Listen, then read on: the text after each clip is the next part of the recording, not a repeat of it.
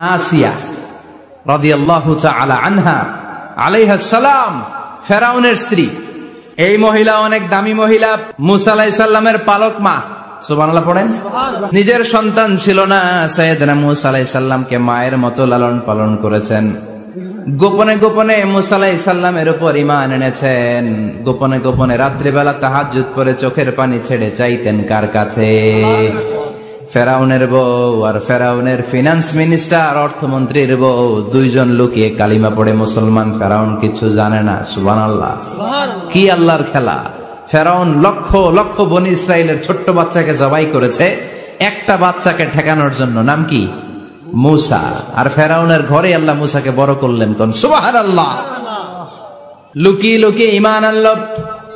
ফেরাউনের বউ আসিয়া, অর্থমন্ত্রীর বউ, দুইজন মিলে ফেরাউনের কাছে ঘটনা পৌঁছে গেল, খবর পৌঁছে গেল। ফেরাউন ডেকে পাঠালো। দুধের বাচ্চাকে নিয়ে ফেরাউনের অর্থমন্ত্রীর বউ হাজির।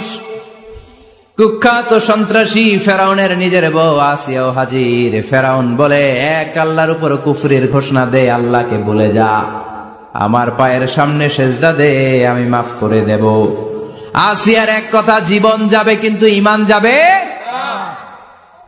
ফেরাউনের অর্থমন্ত্রীর স্ত্রীরও এক কথা, যে আল্লাহর কাছে আমরা মাথা নত করেছি, পৃথিবীর কোন শক্তির কাছে ওই মাথার নত হতে পারে না। ফেরাউন বলল, তাই নাকি? দেখি তোদের ঈমানের পাওয়ার কত বড়।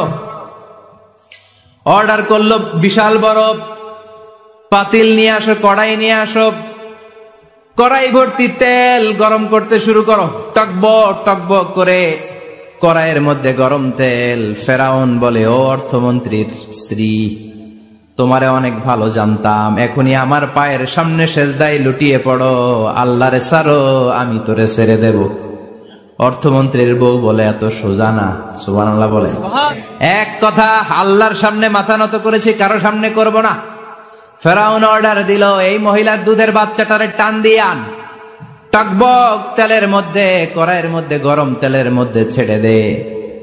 মায়ের চোখের সামনে দুধের বাচ্চাকে গরম তেলের মধ্যে ছাড়ে। হিসাবটা কি সহজ নাকি? কথা বলেন। চিৎকার দিয়ে মা কেঁদে ওঠে, ছেড়ে দাও। ফেরাউনের নির্দয় অন্তরে দয়া হয় না।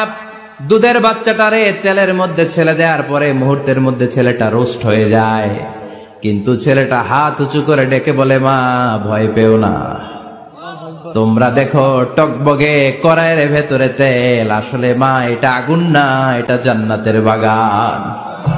ও মা, ফেরাউনের দিকে তাকাস না রে মা, আমার মতো দৌড় দিয়ে তেলের মধ্যে ঝাঁপ দে। আল্লাহু আকবার। ফেরাউনের অর্থমন্ত্রীর বউয়ের ঈমান দ্বিগুণ হয়ে যায়, তিনগুণ হয়ে যায়। সে বলে, ফেরাউন, গোটা পৃথিবীটারে এক পাশে করতে পারবি, কিন্তু আমার মাথাটা তোর পায়ের সামনে নোয়াতে পারবি? ফেরাউনের অর্থমন্ত্রীর ওই স্ত্রীকে বাচ্চার পরে ওই তেলের মধ্যে ঢেলে দেওয়া হলো। ওই মহিলাটাও রোস্ট হয়ে যায়। বাকি রইল ফেরাউনের বউ আসিয়া। কি নাম? আসিয়া কিন্তু দৃশ্যটা দেখেছে, চাক্ষুষ মৃত্যু দেখেছে দুইজনের। ফেরাউন বলে, আসিয়া, কত অন্তরঙ্গ সম্পর্ক আমাদের, আজীবন কত ভালোবাসা ছিল, কত খুনসুটি ছিল, কিন্তু আমার পায়ের মধ্যে সেজদা দিয়ে প্রমাণ কর তুই আমারে ভালোবাসিস। আসিয়ারও একই কথা, জীবন দিব কিন্তু ঈমান দিব না। ফেরাউন বলল, তোকেও আমি ছাড়বো না, তোকে আমি উলঙ্গ করব। হাজার হাজার মানুষের সামনে আসিয়ার কাপড় টেনে নেওয়া হলো, তক্তার মধ্যে শুইয়ে তক্তার মধ্যে হাতে পায়ে পেরেক মারা হলো। হাতের এই পাশ দিয়ে পেরেক ঢুকে ওই পাশ দিয়ে বেরোয়, তক্তার এ পাশ দিয়ে ঢুকে ও পাশ দিয়ে বেরোয়, ফিনকে দিয়ে রক্ত বের করে। আসিয়া সহ্য করতে না পেরে ডেকে বলে, আল্লাহ, ফেরাউন থেকে তুমি আমারে বাঁচাও। কি মাকবুল হয়েছেন মহিলাটা আল্লাহর দরবারে। আল্লাহরে বললেন, আল্লাহ, শুধু তোমার ইবাদতের কারণে আজকে আমার এমন দশা, উলঙ্গ হওয়া লাগলো, আমার হাতে পায়ে পেরেক ঠোকা হলো। আল্লাহ, এখন গরম তেলের মধ্যে ছেড়ে দেয়া হবে, তুমি বাঁচাও। আল্লাহ বললেন, জিব্রাইল, আমার জান্নাতটারে আসিয়ার চোখের সামনে তুলে ধর। আমার আসিয়া দুনিয়ার বুকে থেকে জান্নাত দেখে দেখে আমার মেহমান হয়ে আমার কাছে আসবে। আসিয়াকেও গরম তেলের মধ্যে ফেলে দেয়া হলো। দুনিয়ার বুকে থেকে জান্নাতের নমুনাটা দেখতে দেখতে সাইয়েদাতুনা আসিয়া আল্লাহর কাছে চলে গেলেন। পড়েন আল্লাহু আকবার। এজন্য ঈমানের পথে অবিচল থেকে আমার মরণ যেন হয়। পড়েন আমিন। তাহলে আসিয়ার জীবনী থেকে আমার মায়েদের জন্য শিক্ষা হলো ঈমান ছাড়া যাবে না, বেঈমান হয়ে মরা যাবে না, মাজারে গিয়ে মুশরিকাদের কাতারে নাম তোলা যাবে। ওই মায়েরা ঈমান কেমন করে রক্ষা করবেন? ঈমান কত বড় দামি জিনিস, ঈমান একজন নারীর মর্যাদা আল্লাহর কাছে কত বাড়িয়ে তোলে। আসিয়ার জীবনে এই শিক্ষাটা আছে না নাই? কথা কম আছে, বোঝা যায়? বোঝা যায়। ঈমান, ঈমানের পথে অবিচল থেকে আমার মরণ যেন হয়। তোমারই কাছে মিনতি আমার, তোমারই কাছে মিনতি আমার, মহামহিম দয়াময়, ঈমানের পথে অবিচল থেকে আমার মরণ যেন হয়। পড়েন আমিন। আবার পড়েন আমিন। আল্লাহ বলেন, দরাবাল্লাহু মাসালাল লিল্লাযিনা আমানু ইমরাতা ফিরআউন। গোটা বিশ্বের সব মুমিন নারীদের জন্য আল্লাহ ফেরাউনের বউকে মডেল বানিয়েছে। কি নাম? আসিয়া। আহা, আল্লাহর সামনে একবার মাথা নত করেছে, পৃথিবীর কোন শক্তির সামনে মাথা নত করে নাই। এই জন্য আসিয়াকে রব্বুল আলামিন গোটা বিশ্বের সব নারীদের জন্য মডেল বানালেন। তার মানে কাফেরের বউ মুমিন নারীদের মডেল, আবার নবীর বউ লূত আলাইহিস সালামের বউ, নূহ আলাইহিস সালামের বউ কাফের নারীদের মডেল। সুবহানাল্লাহ কইবেন না? এজন্য ইসলাম হচ্ছে অনেক ব্রড মাইন্ডেড। এই কোরআনের মধ্যে আল্লাহ সব দিয়েছে, আপনার যা দরকার। এই ফেরাউনের স্টোরিগুলো কোরআনের ভেতরে আছে না নাই? নূহ আলাইহিস সালামের ঘটনা আছে না নাই? তো বাচ্চাদেরকে সিংহ মামার গল্প, বিলায়ের গল্প না শোনায় কোরআনের গল্প শোনাবেন, নবীদের গল্প শোনাবেন। ছেলেগুলো ভদ্র হবে, ইসলাম শিখবে, আল্লাহওয়ালা হবে। চিল্লা এখন ঠিক কিনা? যা দরকার আল্লাহ সব বলে দিলেন, আর বললেন বাস যা বলার সব বলে দিছি, নতুন করে আর কিছু বলবো না, মারামারি করার কোনো সুযোগ নাই। চিল্লা এখন ঠিক কিনা? এই জন্য ইসলাম বলে, জন্ম নেওয়ার পরে বাচ্চার কানে তুমি আজান দাও। যদিও বাচ্চার উপর এখনো তার আমলনামা শুরু হয় নাই, কিন্তু তার কানের সামনে ইসলামটা তুমি পৌঁছে দাও। এখনো তার নামাজ ফরজ না, রোজা ফরজ না, বড় হয় নাই, আমলনামা শুরু হয় নাই, কিন্তু জন্মের পরেই আজান, কারণ ইসলামটাকে কানের সামনে তুলে ধরো। 7 বছর বয়স হয়েছে, একটা সুন্দর নাম রাখো। সুন্দর নামের দরকার আছে না নাই? এখন সুন্দর নাম রাখতে চায় না। আজকে যার বাসায় খেলাম, ছেলের নাম আল ফারাবি, একজন বড় দার্শনিকের নামে নাম, খুব সুন্দর। এগুলো রাখবেন। লোকমান, এই নাম রাখবেন। লোকমান নামটা কেমন লাগে? সুন্দর লাগে তো? এই ভালো ভালো নামগুলো রাখবেন, তাহলে ছেলেগুলোর ভদ্র বানাবে কে? এখন অনেক বাসায় গেলে বাচ্চাদের এমন নাম শোনা যায়, অবাক হয়ে যায়। চাচা গ্রাম থেকে শহরে আসছে ভাতিজার সাথে দেখা করতে, গ্রাম থেকে শাকসবজি নিয়ে আসছে। তো যাওয়ার পরে ভাতিজা নাস্তা দিচ্ছে চাচাকে, চাচা খান।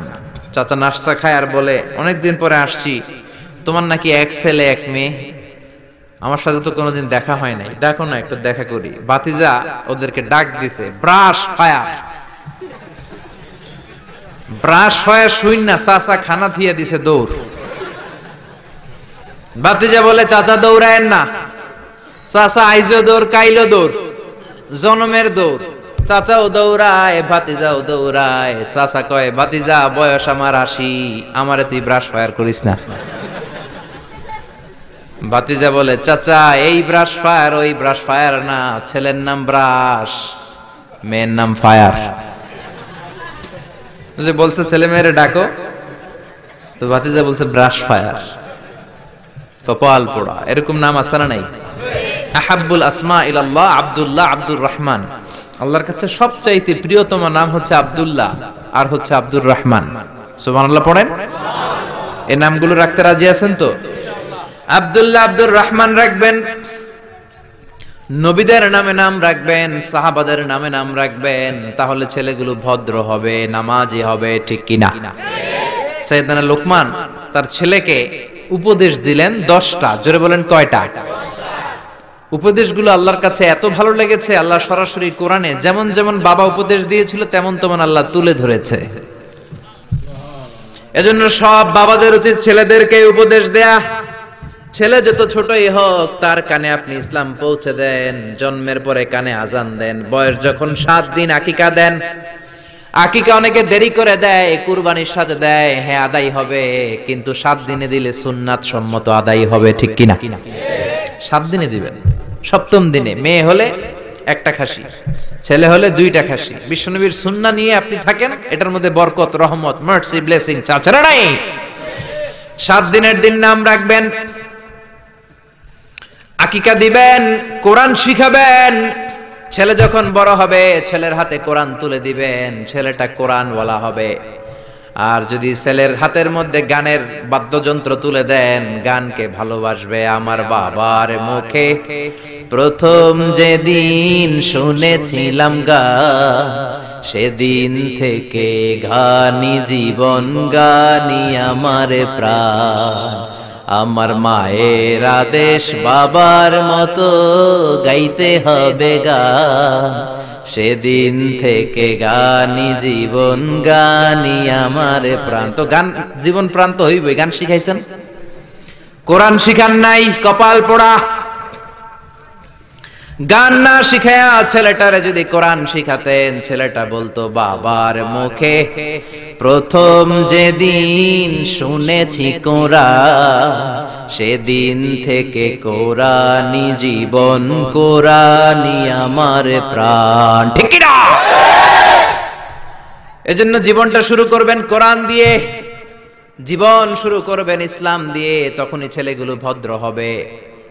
ছোট্ট অবস্থায় ইসলাম শিখান, ছোট্ট অবস্থায় নামাজ শিখান, নামাজি হবে, বড় হলে হবে না। এজন্য মুরব্বীরা বলে কাঁচা না নোয়ালে বাস, পাকলে করে সব মুখস্থ। কাঁচা না নোয়ালে বাস, পাকলে করে টাস টাস। আসলে কথাটা ঠিক। কামার যখন কাদামাটি দিয়ে পুতুল বানায়, একই কাদামাটি দিয়ে গ্লাস বানায়, একই কাদামাটি দিয়ে কামার জগ বানায়, যখন এটা কাদামাটি যেই কোনো শেপ দেওয়া যায়, যে কোনো স্ট্রাকচার দেওয়া যায়, এইটাকে আগুনে পুরানোর পরে যখন লাল হয়ে যায়, শক্ত হয়ে যায়, তখন এটারে শেপ দেওয়া যায় নাকি? কোনো স্ট্রাকচার দেওয়া যায়? কারণ ওই যে নরম অবস্থায় আপনি ঠিক করেন নাই। আমাদের কাছে অনেকে পানি পড়ার জন্য আসে। কি জন্য পানি পড়া? কয় হুজুর পোলা কথা শোনে না। পোলার বয়স কত? কয় 30। আমি কে পানি পড়া না, আমারে বাইটটা মেশিন দিয়ে বাইটটা খাওয়াই দিল, এই পোলা মানুষ হবে না, ঠিক কি না? কারণ সময় মতো নামাজ শিখান নাই। এখন এই ছেলে করবে টেন্ডারবাজি, এই ছেলে করবে চাঁদাবাজি, এই ছেলে হবে বাংলা ভাই, ইংরেজি ভাই, অঙ্ক ভাই, এই ছেলে হবে ডাকাত, এই ছেলে 31st নাইটে মেয়েদের ওন্না ধরে টানাটানি করবে, এই ছেলে ধর্ষণে সেঞ্চুরি করবে, এই ছেলে গাঞ্জার টাকা না পাইলে মায়ের লাথি মাইরা ঘর থেকে তাড়াবে। ছোট্টবেলায় শিখান নাই তো। এজন্য সাইয়েদনা লোকমান ছোট্টবেলা থেকে এই ছেলের জন্য 10টা উপদেশ দিলেন। দুনিয়ার সব বাবাদের উচিত ছেলেদেরকে এই উপদেশ দেয়া। দিতে রাজি আছেন? রাজি আছেন? রাজি আছেন? এই লোকমান ছিল একজন কৃতদাস। লোকমান ছিল একজন নিগ্রো লোক, কুচকুচে কালো, ঠোঁটগুলো পুরো, হাতগুলো লম্বা, কুচকুচে কালো। নিগ্রো মানুষ আপনারা দেখেছেন কি? যারা হজে গিয়েছেন নিশ্চয়ই দেখেছেন, দেশের বাইরে যারা ভিজিট করেছেন দেখেছেন। আমি প্রথম দেখেছি মিশরে কুচকুচে কালো মানুষ, এর আগে দেখি নাই। লম্বা লম্বা মানুষ। 2008-এ যখন গেলাম মিশরে, মাগরিবের নামাজ পড়লাম, নামাজ পড়ে সালাম ফিরায় দেখি ডান দিকে মুনকার, বাম দিকে নাকির, মানে কালো কালো লোক। জীবনও এরকম দেখি নাই আমি। 104 দেশের ছাত্র একসাথে পড়তাম।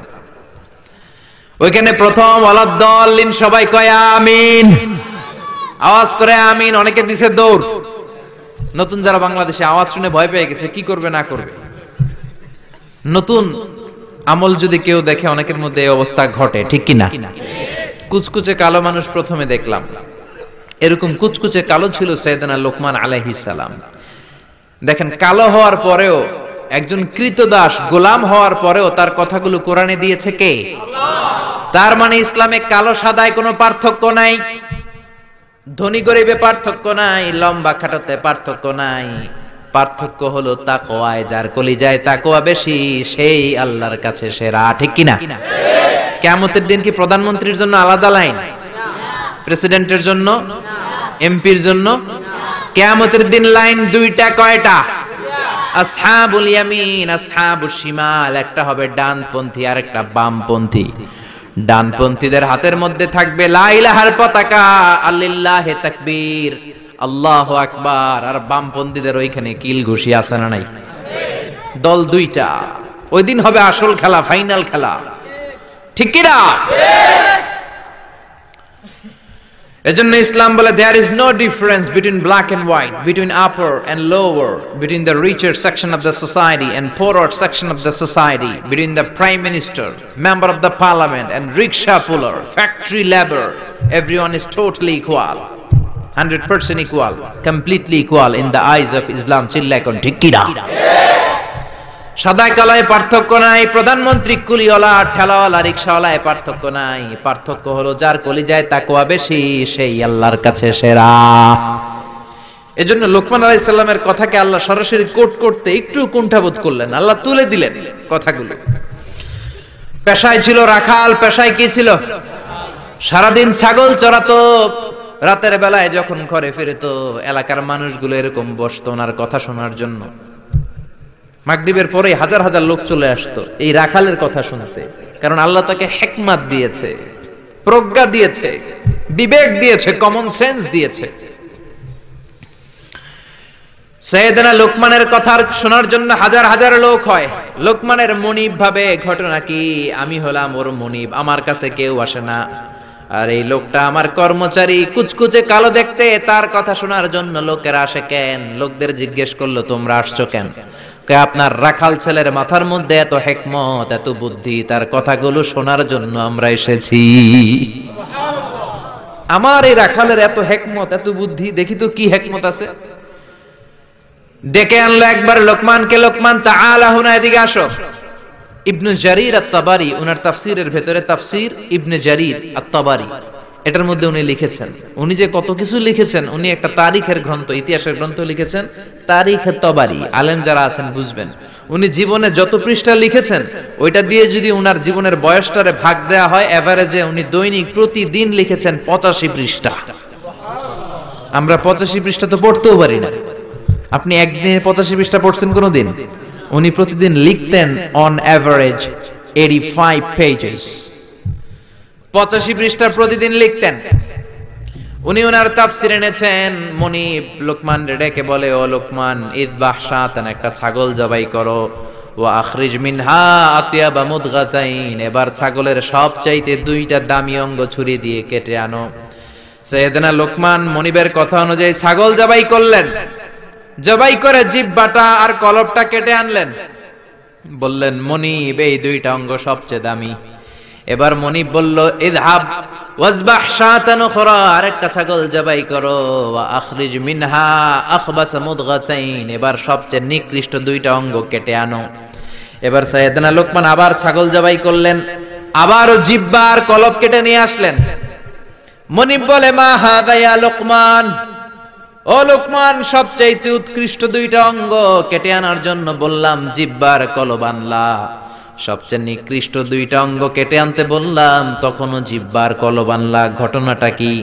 সাইয়েদনা লোকমান বললেন, জিহ্বা যদি ভালো হয় এর চেয়ে ভালো অঙ্গ আর হয় না, জিহ্বাটা যদি খারাপ হয় এর চেয়ে খারাপ অঙ্গ আর হয় না। ঠিক কি না? এই জিহ্বা দিয়ে যদি কোরআনের তেলাওয়াত করেন, এই জিহ্বা দিয়ে যদি আপনি আল্লাহর জিকির করেন, এই জিহ্বা দিয়ে যদি কোরআনের দাওয়াত দেন, এই জিহ্বা দিয়ে যদি ভালো ভালো কথা বলেন, এই জিহ্বাটাই হলো সেরা অঙ্গ। আর এই জিহ্বা দিয়ে যদি মিথ্যা কথা বলেন, ওয়াদার খেলাফ করেন, মানুষকে গালি দেন, চগলখুরি করেন, গীবত করেন, জিহ্বার চেয়ে খারাপ কোন অঙ্গ হতে পারে? এজন্য আল্লাহ বললেন আলাম নাজআল লাহু আইনাইনি ওয়া লিসানাও ওয়া শাফাতাইনি ওয়া হাদাইনাহুন নাজদাইন। ও গোলাম, তোরে চোখ দিলাম, ঠোঁট দিলাম, তোরে আমি জিহ্বা দিলাম। জিহ্বা দিলেন কে? আল্লাহ। জিহ্বা না থাকলে খাবারের স্বাদ নিতে পারতেন? জোরে বলেন। আল্লাহর দেহের অঙ্গগুলার সেটিং এত সুন্দর। এই দেখেন, খাবো এইখানে মুখ, চাবানোর জন্য ভিতরে দাঁত, ঘ্রাণ নেওয়ার জন্য তার 2 ইঞ্চি উপরে নাক, দেখার জন্য চোখ। আচ্ছা, আমাদের চোখ দুইটা যদি পিছনে থাকতো, এদিকে একটা দিকে একটা, তাহলে খাওয়ার সময় এটা ভালো কি খারাপ দেখার জন্য এইভাবে নেওয়া লাগতো, তাই না? আচ্ছা, নাক যদি এইখানে না থাকে, নাক থাকতো এইখানে পিঠে, পিঠে যদি নাকটা থাকতো, তাহলে খাওয়ার আগে এটা কি ভালো খাবার না বাসি খাবার, আগে নাকের এইখানে দেখানো লাগতো, একটু সুইকা দেখি ভালো কিনা, ঠিক কিনা? চোখ যেখানে আল্লাহ রাখলেন, এখান থেকে যদি মাত্র 2 ইঞ্চি উপরে, এইখানে হয়তো বাম চোখটা, এদিকে ডান চোখটা কি হইতো? ফুটবল খেলতে যায়, ফুটবলে হেড দিতে গেলে চোখ দুইটা ডিমের মতো পোষ হয়ে যেত, ঠিক কিনা? কান দুইটা চমৎকার জায়গায় দিলেন, আপনি অবাক হয়ে যাবেন। আল্লাহর এই বডি মেকানিজম, হিউম্যান অ্যানাটমি নিয়ে যদি আপনি চিন্তা করেন, কিভাবে আল্লাহ ডিএনএ দিয়েছেন, ডাইঅক্সিরিবো নিউক্লিক অ্যাসিড, যেটা আমাদের প্রাণের ব্লুপ্রিন্ট, কোটি কোটি ডিএনএ। আমার দাদা, আমার পরদাদা, আমার 14 দাদা, কে কোন ধরনের বৈশিষ্ট্য, ক্যারেক্টারিস্টিক্স, কোয়ালিটি নিয়ে এসেছে, সব ডিএনএ এর মধ্যে আল্লাহ দিয়ে দিয়েছেন। একজনের ডিএনএ এর সাথে আরেকজনের ডিএনএ এর কোনো মিল নাই, কোন সুবহানাল্লাহ। এমন ভাবে সেটিং করেছেন যেটা যেখানে দরকার। খেয়াল করে শুনেন, এই যে কানটা, এই কানটা যদি আল্লাহ এই বগলের নিচে দিত, আর এই ডান কানটা যদি এই বগলের নিচে দিত, আজকে আমার ওয়াজ শোনা লাগতো এইভাবে, ঠিক কিনা? কারণ এইভাবে যদি কান চাপা পড়ে থাকে, কথা শোনা যাবে? সুবহানাল্লাহ কইতে পারলেন না? এইজন্য আল্লাহ বললেন আলাম নাজআল লাহু আইনাইনি ওয়া লিসানাও ওয়া শাফাতাইনি ওয়া হাদাইনাহুন নাজদাইন। তোরে জিহ্বা দিলাম, জিহ্বা দিয়ে স্বাদ নেয়ার সুযোগ দিলাম। আমাদের এই যে জিহ্বা, নরম নরম টিস্যু দিয়ে আল্লাহ জিহ্বাটারে বানিয়েছেন। এই জিহ্বার পার স্কয়ার সেন্টিমিটারে টেস্ট বার্ড আছে 84টা। সেই হিসাবে আমাদের পুরো জিহ্বা দিয়ে আমরা কয়েক হাজার ধরনের খাদ্যের স্বাদ আস্বাদন করতে পারি, কোন সুবহানাল্লাহ। এত নরম অঙ্গ দেহের আর দ্বিতীয়টা নাই। একটা চুল যদি জিহ্বার মধ্যে পড়ে যায়, সেটাও টের পাওয়া যায়, জোরে কোন ঠিক কিনা? এজন্য রব্বুল আলামিন সাইয়েদনা মুসারে ডেকে বললেন, ও মুসা, তোর মেজাজ দিয়েছি গরম, কিন্তু জিহ্বা দিয়েছি নরম। ফেরাউনের কাছে যখন দাওয়াত নিয়ে যাবা, গরম মেজাজটা নিয়ে যেও না, নরম জিহ্বাটা দিয়ে নরম নরম ভাষায় দাওয়াত দিবা। ফাকুলা লাহু কওলান লাইনান লাআল্লাহু ইয়াতাযাক্কারু আও ইয়াখশা। ও মুসা, তুমি আর তোমার ভাই হারুন ফেরাউনের কাছে যখন যাবা, মেজাজ গরম দেখায় না। মেজাজ দিছি গরম, কিন্তু জিহ্বা দিছি নরম। নরম জিহ্বা দিয়ে নরম ভাষায় দাওয়াত দিবা, হয়তো ফেরাউনের কপালে খুলে যেতে পারে, ঠিক কি না? এজন্য লোকমান জিহ্বা কেটে এনে বলল, জিহ্বাটা সবচেয়ে ভালো আবার সবচেয়ে খারাপ। কলব কেটে এনে বলল, কলবটা সবচেয়ে ভালো সবচেয়ে খারাপ। কলবে যদি আপনি আল্লাহরে বসান, এই কলবের ভেতরে যদি আল্লাহরে জিকিরে বসান, এই কলবের মধ্যে যদি সবার জন্য ভালোবাসা থাকে, peace for all, love for all, no hatred for anyone, no jealous for anyone, কারোর জন্য ঘৃণা থাকবে না অন্তরে, সবার জন্য ভালোবাসা আছে না নাই? এই অন্তরে যদি সবার জন্য ভালোবাসা পুষে রাখেন, আল্লাহর জিকির দিয়ে যদি অন্তরটারে সমৃদ্ধ করেন, কলবের চাইতে দামি কোনো অঙ্গ আছে নাকি? এজন্য আল্লাহ বললেন, আলা বিযিকিরিল্লাহি তাতমাইন্নুল কুলুব। দুনিয়ার কোন জিনিস দিয়ে কলব ঠান্ডা হয় না, একমাত্র জিকির ছাড়া। লা ইলাহা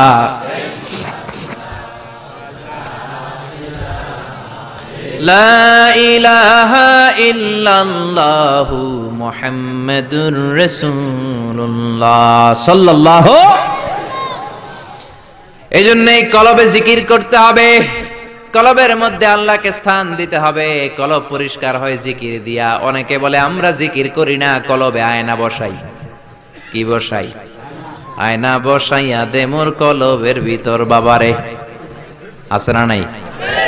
আসলে আয়না আছে নাকি কলবে? বাবার কলবেই নাই, তোমার কলবে থাকবে কেমনে? আয়না টায়না কিছু না, কলবের ভেতরে জিকির থাকবে কার? লোকমান বলল সবচেয়ে দামি অঙ্গ জিহ্বা। সবচেয়ে নিকৃষ্ট অঙ্গ জিহ্বা, সবচেয়ে দামি অঙ্গ কলব, সবচেয়ে নিকৃষ্ট অঙ্গ কলব। মনিব তো বলে তাই তো, লোকমানের তো আসলেই অনেক জ্ঞান। মনিব বলে, যা লোকমান, আর আমার রাখালগিরি করার দরকার নাই, তোরে আমি আজাদ করে দিলাম। দিন রাত সারাদিন সারাক্ষণ মানুষকে তোর জ্ঞান বিলিয়ে বিলিয়ে মানুষকে তুই আলোকিত করে দে। সুবহানাল্লাহ। বাড়িতে যে বললেন এজন্য আল্লাহ বললেন, ওয়ালাকাদ আতাইনা লুকমানাল হিকমাতা আনিশকুর লিল্লাহ ওয়া মান ইয়াশকুর ফাইন্নামা ইয়াশকুরু লিনাফসিহি ওয়া মান কাফারা ফাইন্নাল্লাহা গনিয়্যুন হামিদ। পড়েন সুবহানাল্লাহ। আল্লাহ বললেন, আমি লোকমান রে হিকমত দিয়েছি। কি দিয়েছি? কথা বলেন। হিকমত শব্দটার সাথে আপনারা পরিচিত না? আমরা কিন্তু বলি, এই কথা বলার সময় হিকমত খাটায়া বলবি, বলি না বলি না বলি না। হিকমত হলো কেমন করে কথা বলতে হয়, কিভাবে বলতে হয়, কোন জায়গায় কোনটা বলতে হয়, এটার নাম হলো হিকমত। নলেজ আর common sense is equal to wisdom, Pragya.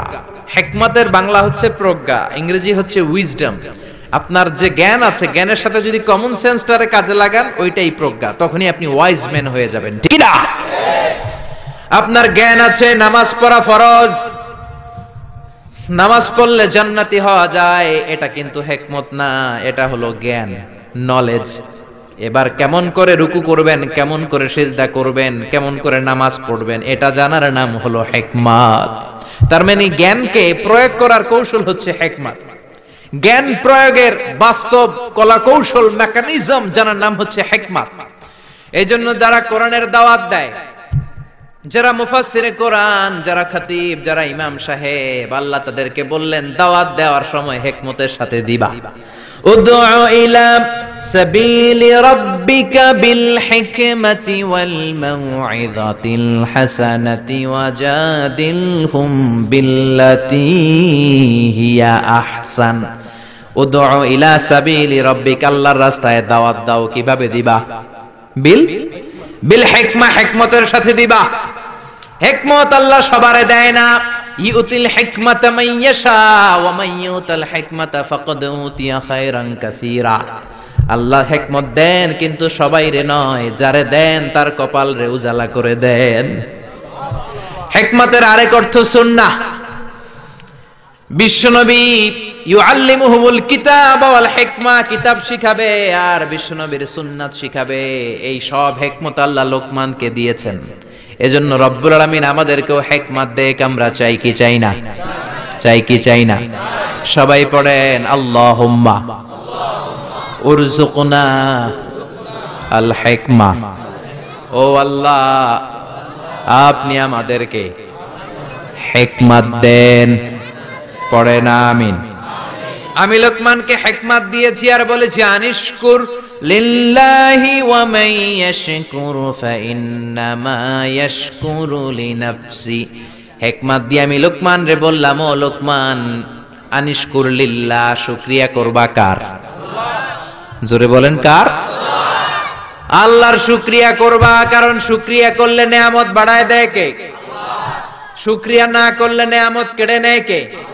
Line শাকারতুম লাযীদান্নাকুম ওয়া লাইন কাফারতুম ইন্না আযাবি লাশাদীদ।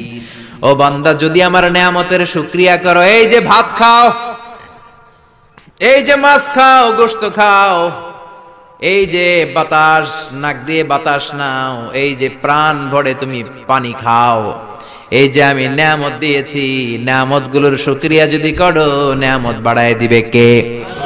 আর যদি না শুকরি করো, জেনে রেখো আমার আযাব বড় কঠিন। ইন্না বাতশা রাব্বিকা লাশাদীদ, আমার পাকড়াও বড় কঠিন। আমি আল্লাহ সব সময় ধরি না, কিন্তু যখন ধরি তখন ধরে ধরে ধরে না ধরলে আল্লাহ।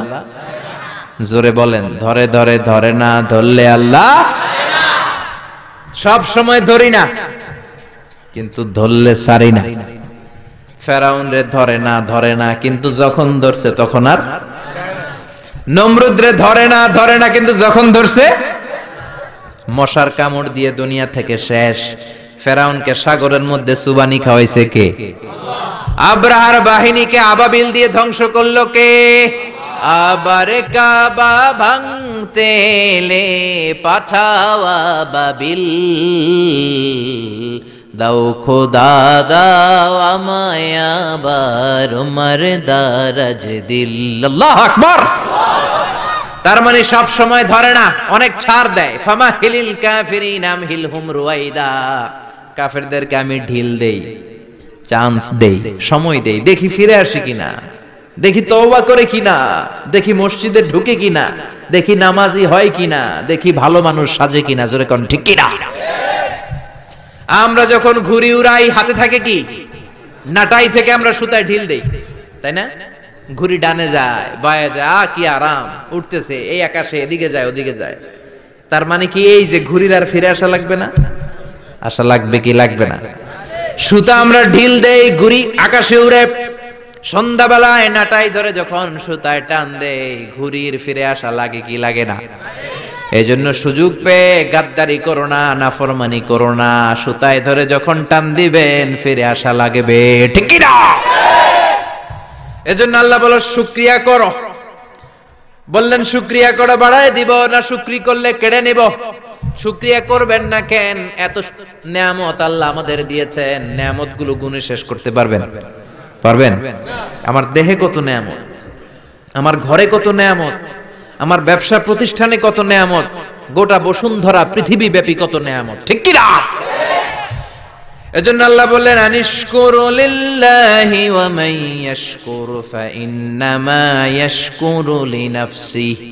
শুকরিয়া করো, শুকরিয়া করলে তোমারই লাভ। যে শুকরিয়া করে নিজের জন্যই করে নাকি আল্লাহর লাভ? আমরা শুকরিয়া করলে আল্লাহর অনেক লাভ না?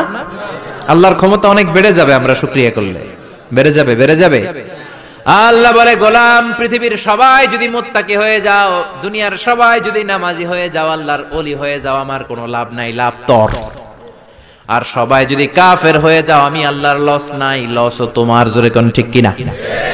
সহিহ মুসলিমের বর্ণনা, দুনিয়ার সবাই যদি কাফের হয়ে যায়, মুশরিক হয়ে যায়, আমি আল্লাহর ক্ষমতার 1 ইঞ্চিও কমবে না। সবাই যদি জিকির করে ওলি হয়ে যায়, আমি আল্লাহর ক্ষমতার 1 ইঞ্চিও বাড়বে। লাভ লস কার? কয় আল্লাহর। লাভ লস কার? কার? আরো জোরে সবাই বলেন। লাভ লস আমাদের। ওমান কাফারা ফাইন্নাল্লাহা গনিয়্যুন হামিদ। আর যদি কুফরি করো, জেনে রেখো আল্লাহ মুখাপেক্ষী, আল্লাহর কিছু লাগে না, লাগে আমাদের। আমাদের প্রয়োজনে আমরা আল্লাহর কাছে ঠেকা, আল্লাহ কারো কাছে ঠেকা নাকি? আমাদের প্রয়োজনে আমরা আল্লাহর কাছে চাই, আল্লাহ কারো কাছে চায় নাকি? এবার সাইয়েদনা লোকমান ছেলেরে দাওয়াত দিবেন, ছেলেরে উপদেশ দিবেন, শুনতেছেন? আল্লাহ বললেন ওয়াইয ক্বালা লুকমানু লিবনিহি ওয়া হুয়া ইয়াইদুহু ইয়া বুনাইয়া লা তুশরিক বিল্লাহ ইন্নাশ শিরকা লাযুলমুন আযীম। শুরু করলেন উপদেশ। ও নবী, স্মরণ করুন ওই সময়ের কথা যখন লোকমান তার ছেলেকে উপদেশ দিচ্ছে। এজন্য ছেলেরে নসিহত করবেন, উপদেশ দিবেন, বিবিকে নসিহত করবেন। কোরআনে আল্লাহ বলেছে ফাইদুহুন্না, বিবিরে ওয়াজ করো। আমরা ওয়াজ করতে চাই না, ফ্যামিলি মিটিং নাই, ছেলেদেরকে আমরা কিছু বলি না, ছেলেদেরকে উপদেশ দিবেন। লোকমান বলল ইয়া বুনাইয়া, ও আমার বাজান, ও আমার কলিজার টুকরা সন্তান। আদর করে বলবেন, ধমক দিবেন না, এই হারামজাদা, গোলামের পোলা গোলাম, নামাজ পড়স না, আজকে তোর একদিন কি আমার একদিন। পোলাই কেবল ঠিক আছে, আজকে আমনের একদিন, আরেকদিন আমার, ঠিক না? কাজ হবে না। নরম ভাষায় দরদ নিয়ে বলবেন, হৃদয় নিংড়ানো দরদ নিয়ে কোনো কথা বললে ওই কথাটা আরেকজনের হৃদয় স্পর্শ করে, ঠিক কি না? এজন্য দাওয়াতের ভাষা হতে হবে খুব হৃদয় স্পর্শী, নসিহত হতে হবে খুব কোমল ভাষার। অনেকে নসিহত করে মনে হয় যে আমার কি লাইবে, আছে না নাই? এটা তো নসিহত না, এটা ঝগড়া। বাবা ছেলেরে ডাক দিল ইয়া বুনাইয়া, ও আমার বাজান, ও আমার কলিজার টুকরা, ও আমার বৎস, ও আমার সন্তান, ও আমার কলিজার টুকরা, এরকম দরদ মাখা কণ্ঠে, ও আমার বাজান, ও আমার সন্তান, এভাবে ডাক দিবেন। কলিজার টুকরা সন্তান বলে প্রথম উপদেশ দিচ্ছেন, লা তুশরিক বিল্লাহি ইন্নাশ শিরকা লাযুলমুন আযীম। ও আমার কলিজার টুকরা সন্তান, শিরক করো না। কি করো না? সবাই বলেন, কি করো না? শিরক করো না, কারণ ইন্নাশ শিরকা লাযুলমুন আযীম, শিরক হলো বড় জুলুম। কারণ এই জুলুমটা কোনো মানুষের উপর জুলুম নয়, জুলুমটা কার উপর? যে আল্লাহ রিজিক দেয়, আল্লাহর না মাইনা আরেকজনের মানেন, আপনি মুমিন না মুশরিক? যে আল্লাহ আপনার স্রষ্টা, তার ইবাদত না করে আরেকজনের ইবাদত করেন, আপনি মুমিন না মুশরিক? এজন্য বললেন লা তুশরিক বিল্লাহ, শিরক করো না। খেয়াল করবেন, সবচেয়ে জরুরি জিনিস আগে বলতে হয়, এই জিনিসটা অনেক জরুরি। শিরক কিন্তু অনেক ভয়ঙ্কর। শিরক হচ্ছে ভয়ঙ্কর ঈমান বিধ্বংসী মারণাস্ত্র। এই শিরক যদি আপনি করে ফেলেন, আপনার সব শেষ। এজন্য প্রথমে শিরকের কথা বললেন। শিরক হলো ঈমান বিধ্বংসী মারণাস্ত্র। এইডস এর চেয়ে ভয়ঙ্কর, ক্যান্সারের চেয়ে ভয়ঙ্কর। ক্যান্সারের অ্যানসার আছে, শিরকের কোনো অ্যানসার নাই, ঠিক কিনা? বিশ্বনবী বলেন, আখফা মিন দাবিবিন নামাল, পিঁপড়ার চেয়েও গুটি গুটি পায়ে তোমার দেহের ভেতরে শিরক নামক ভাইরাস ঢুকে তোমার ঈমানকে সারকার করে দিবে, ঠিক কিনা? এজন্য কখনোই কোনোভাবে শিরক করা যাবে। আমরা যখন নামাজে দাঁড়াই, আল্লাহ বলে নামাজ পড়ে পড়িস, আগে বল শিরক করস কিনা। আমরা বলি ওয়াজ্জাহাতু ওয়াজহিয়া লিল্লাযী ফাতারাস সামাওয়াতি ওয়াল আরদা হানিফাও ওয়া মা আনা মিনাল মুশরিকিন। আমরা বলি ও আল্লাহ, ওয়া মা আনা মিনাল মুশরিকিন, আমরা শিরক করি। আবার যখন আমরা হজ করতে যাই, ইজার পরে রিদা পরে হজের জন্য যাই, আল্লাহ বলে হজ পরে করিস, আগে বল শিরক করস কিনা। আমরা বলি লাব্বাইক আল্লাহুম্মা লাব্বাইক, লাব্বাইক লা শারীকা লাক লাব্বাইক, ও আল্লাহ কোনো শরীক করি না, কোনো শিরক করি না, কোন সুবহানাল্লাহ। এজন্য আল্লাহ বললেন, ইন্নাল্লাহা লা ইয়াগফিরু আন ইউশরাকা বিহি ওয়া ইয়াগফিরু মা দুনা যালিকা লিমান ইয়াশা। আল্লাহ চাইলে সব গুনাহ ক্ষমা করে দিতে পারেন, শুধু শিরকের গুনাহ ছাড়া। কোন গুনাহ ছাড়া? আরো জোরে বলেন। আল্লাহ সব গুনাহ মাফ করেন, কিন্তু শিরকের গুনাহ মাফ করেন। এজন্য হাদিসে কুদসিতে আল্লাহ বললেন, পাহাড় পরিমাণ গুনাহ নিয়ে যদি কিয়ামতের দিন আমার সামনে হাজির হয়ে যাও, ওই গুনার মধ্যে যদি শিরকের গুনাহ না থাকে, আমি আল্লাহ পাহাড় পরিমাণ ক্ষমার দয়া নিয়ে তোর কাছে হাজির হয়ে যাব। পাহাড় পরিমাণ গুনাহ, এই গুনার ভিতরে শিরকের গুনাহ নাই, তাহলে পাহাড় পরিমাণ ক্ষমা নিয়ে আমাদের কাছে হাজির হয়ে যাবে কে? এজন্য আল্লাহ ফরমান, লা ইন আশরাকতা লা ইয়াহবাতান্না আমালুকা ওয়া লা তাকুনান্না মিনাল খাসিরিন। যদি কোন ক্রমে শিরক করে ফেলো, তোমার সব আমলগুলো বাতিল করে দিবে কে? আল্লাহ। এজন্য শিরক করা যাবে? শিরক মানে আল্লাহর সমকক্ষ কাউরে মনে করা, আল্লাহর অংশীদার স্থাপন করা, আল্লাহর নামে কাউরে ডাকা, আল্লাহর মতো কাউরে ক্ষমতাবান মনে করা, এটা হচ্ছে শিরক। বুঝতে পেরেছেন? এজন্য প্রথমে ছেলেরা বললেন, লা তুশরিক বিল্লাহ, আল্লাহর সাথে শিরক করবা না। শিরক হলো বড় অপরাধ, শিরক হলো মহা পাপ, সব পাপের বাপ। এটা হচ্ছে শিরক। এটা কি শিরক করা যাবে? শিরক তিন ধরনের। কথাগুলো কঠিন, সহজে বুঝালে বুঝবেন। সহজ করে কইতে আমায় কহজে, সহজ করে যায় না কওয়া সহজে। সহজ করে বুঝাচ্ছি, কিন্তু মনোযোগ দিয়ে শুনতে হবে। শুনতেছেন তো? তিন প্রকার। প্রথমে শিরক দুই প্রকার, শিরকে আকবার, শিরকে আসগার। শিরকে আকবার মানে বড় শিরক, এই শিরক করলে আপনি মুশরিক। আবার নতুন করে কালিমা পড়তে হবে। এটা তিন ধরনের শিরক ফির রুবুবিয়া, রব হিসেবে মানতে হবে একজনকে। তিনি কে? আল্লাহ। আল্লাহরে ছাড়া যদি অন্য কাউরে রব মানেন, আপনি মুমিন না মুশরিক? এজন্য কবরের প্রথম প্রশ্ন কি? মার রব্বুক। আপনি যদি কোন জানি না, কোনই আছে না নাই? আপনার বলতে হবে, আল্লাহ আমার রব, এই রবি আমার সব, দমে দমে তনু মনে তারি অনুভব। পড়েন, আল্লাহ আমার রব।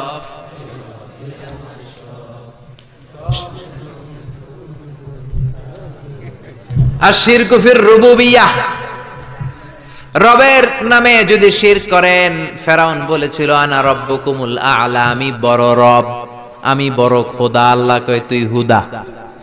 এজন্য সাগরের মধ্যে চুবাইছে কে? এজন্য আল্লাহ ছাড়া কাউরে কোনোদিন রব মানা যাবে। 2 নাম্বার শিরকু ফিল উবুদিয়্যা, ইবাদত হবে একজনের, তিনি কে? এখন আপনি মসজিদেও যে আল্লাহরে সেজদা দেন, আবার দরগায় যে মাজারে যেও আপনি সেজদা দেন, আপনি মুমিন না মুশরিক? মাজারে যে অনেক মহিলারা সেজদা দেয়, আছে না নাই? কয় ছেলের জন্য বাবার কাছে গেছি, বাবার দরবারে যায়, বাবা নাকি ছেলে দিব। মাজারে গেলে বলে ছেলে পাওয়া যায়। আচ্ছা, কুত্তার যে বাচ্চা হয়, কুত্তা কোন দরবারে গেছিল? হ্যাঁ, ছাগলের যে বাচ্চা হয়, ছাগলে কোন মাজারে যায়? গাভী যে প্রতি বছর বাছুর দেয়, গাভী কোন বাবার দরবারে যায় বাচ্চা পাইলো? কথা কি বুঝেন? একটু বিবেক খাটান। এই যে কুকুরের বাচ্চা হয়, ছাগলের বাচ্চা, এরা তো কোনো মাজারে যে মানত করলো না, এদেরকে বাচ্চা দিল কে? তো কুকুররে আল্লাহ বাচ্চা দিতে পারলে কি আপনারা দিতে পারে না? ইয়াহাবু লিমান ইয়াশাউ ইনাসা ওয়া ইয়াহাবু লিমান ইয়াশাউ যুকুর আও ইউযাওয়িজুহুম যুকরানা ওয়া ইনাসা ওয়া ইয়াজআলু মান ইয়াশাউ আকীমা ইন্নাহু আলীমুন কাদির। তিনি যাকে চান তাকে ছেলে দেন, আবার যাকে চান তাকে মেয়ে দেন, আবার যাকে চান তারে ছেলেও দেন মেয়েও দেন, আবার যাকে চান ছেলেও দেন না মেয়েও দেন না। তিনি কে? আল্লাহ। এজন্য ছেলে মেয়ে যদি চাইতে হয়, চাবেন কার কাছে? 3 নম্বরে আশিরকু ফিল আসমাই ওয়াস সিফাত। আল্লাহর সিফাতি নাম যদি কারো সাথে লাগান, আমার আল্লাহর নাম হলো গাউসুল আযম, মানে মহান সাহায্যকারী। এখন আব্দুল কাদের জিলানীরে যদি বলেন গাউসে পাক, আপনি মুমিন না মুশরিক? খবরদার, আল্লাহ হচ্ছে গাউসুল আযম। আল্লাহ কে? গাউসুল আযম, এটা আল্লাহর নাম, আল গাউস আল আযম। আব্দুল কাদের জিলানী অনেক বড় আল্লাহর ওলি ছিলেন। ওলিরে ওলি বলে ডাকবেন? ওলিরে আল্লাহর নাম দিয়ে ডাকা যাবে? আব্দুল কাদের জিলানী শুধু ওলি ছিলেন না, মুজাহিদ ছিলেন। মুফতাকির বিল্লাহ ছিল ওনার সময়ের প্রেসিডেন্ট। ওই প্রেসিডেন্টের ঘুষাইয়া চাপা ভাঙ্গা দিয়েছে উনি, পিটাইয়া একেবারে সুলতানাত মাটির সাথে মিশিয়ে দিয়েছে আব্দুল কাদের জিলানী। বাগদাদে 400 মাদ্রাসা প্রতিষ্ঠা করেছে। ওনার ইলমি খেদমত নিয়ে কথা নাই, ওনার জিহাদি জীবন নিয়ে কথা নাই, খালি কথা ফু দিলে বলে পানি আগুন হয়ে যায়, আগুন পানি হয়ে যায়। কপাল পোড়া, ঠিক কিনা? খাজা মাইনুদ্দিন চিশতি রাহিমাহুল্লাহ অনেক বড় আল্লাহর ওলি ছিলেন। তার চেয়ে বড় পরিচয় হলো মুজাহিদ ছিলেন। পৃথ্বীরাজের সিংহাসন হিন্দুস্তানে লাথি মেরে উড়িয়ে হিন্দুস্তানের মতো জায়গার মধ্যে কালিমার পতাকা গেড়েছেন, ঠিক কিনা? এই ওয়াজগুলো করে না, শুধু বলে ফু দিয়া এটা করছে, জায়নামাজ বিছাইয়া সাগর পার হইছে, খালি এই ওয়াজ করে। এরা এক একজন মুজাহিদ ছিলেন, এরা এক একজন স্ট্রাগল করেছেন, অন্যায়ের বিরুদ্ধে জিহাদ করেছেন। চিল্লায় বলেন ঠিক কিনা?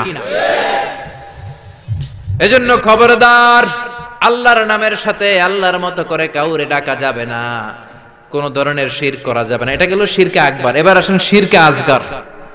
শিরকে আসগর হচ্ছে ছোট শিরক। কি শিরক? কথা বলেন। এটা করলে আপনি সাথে সাথে মুশরিক হবেন না, কিন্তু কবিরা গুনাহ হবে। আপনাকে তওবা করে ক্ষমা চাইতে হবে। চিল্লায় বলেন ঠিক কিনা? ছোট শিরকের মধ্যে 1 নাম্বার হলো রিয়া, সব লোক দেখানো। নামাজ পড়তে হবে একজনের জন্য, তিনি কে? আল্লাহ। এখন যদি আপনি লোক দেখানো নামাজ পড়েন, আপনি শিরক করে ফেললেন। বিশ্বনবী বলেন, আমি আমার মৃত্যুর পরে তোমাদের ব্যাপারে সবচেয়ে যেই জিনিসটার আমি নবী ভয় পাই, সেটা হলো আর রিয়া, ছোট শিরক। মানুষ লোক দেখানোর জন্য কাজ করে। হজ করেছে,